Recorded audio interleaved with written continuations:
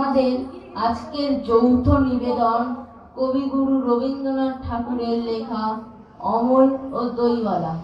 দইওয়ালার চরিত্রে আমি উজান চ্যাটার্জি। নমস্কার, আমি মানস দাস অমলের চরিত্রে। শুরু করছি আমাদের আজকের নিবেদন।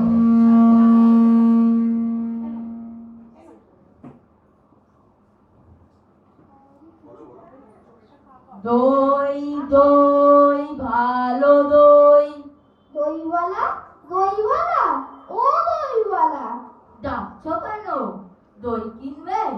কেমন করে কিনবো? আমার তো পয়সা নেই। কেমন ছেলে তুমি, কিনবে না তো আমার বেলা বইয়ে দাও কেন? আমি যদি তোমার সঙ্গে চলে যেতে পারতুম তো যেতুম। আমার সঙ্গে?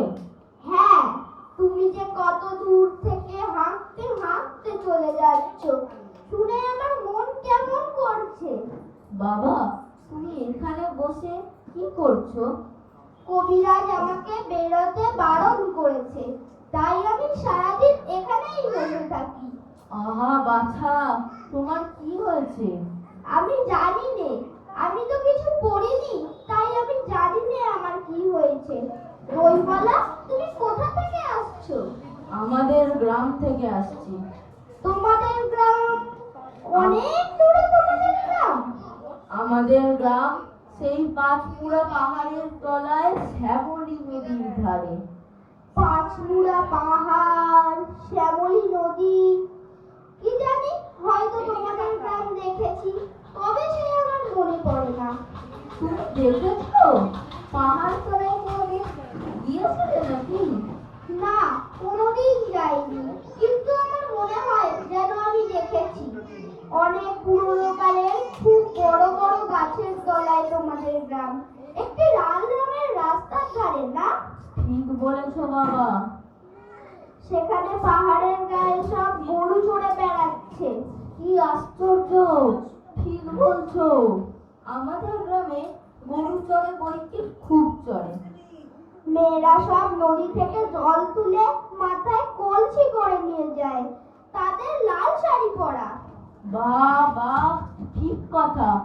আমাদের সব গয়লা পাড়ার মেয়েরা নদী থেকে জল তুলে তো নিয়ে যায়, তবে কিনা তারা সবাই যে লাল শাড়ি পরে তা নয়।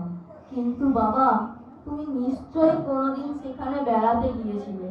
সত্যি বলছি দইওয়ালা, আমি একদিনও যাইনি। কবিরাজ যেদিন আমাকে বাইরে যেতে বলবে, সেদিন তুমি নিয়ে যাবে তোমাদের গ্রামে? যাবো বই কি বাবা, খুব নিয়ে যাব। আমাকে তোমার মতো ওই রকম দই বেচতে শিখিয়ে দিও, ওই রকম বাঘ কাঁধে নিয়ে, ওই রকম খুব দূরের রাস্তা দিয়ে। মরে যাই, দই বেচতে যাবে কেন বাবা? এত এত পুঁতি পড়ে তুমি পণ্ডিত হয়ে উঠবে। না না, আমি কখনো পণ্ডিত হব না। আমি তোমাদের রাঙা রাস্তার ধারে তোমাদের বুড়ো বটের তলায় গয়লা পাড়া থেকে দই নিয়ে এসে দূরে দূরে গ্রামে বেচে বেচে বেড়াবো। কেমন করে তুমি বলো? দই দই ভালো দই, আমাকে সুরটা শিখিয়ে দাও। হায় পোড়া কপাল, এ সুরো কি শেখবার সুর? না না, ও আমার শুনতে খুব ভালো লাগে। আকাশের খুব শেষ থেকে যেমন পাখির ডাক শুনলে মন উদাস হয়ে যায়, তেমনি ওই রাস্তার মোড় থেকে ওই গাছের সারির মধ্যে দিয়ে যখন তোমার ডাক আসছিল, আমার মনে হচ্ছিল, কি জানি কি মনে হচ্ছিল। বাবা, এক ভার দই তুমি খাও। আমার তো পয়সা নেই। না না না, পয়সার কথা বলো না।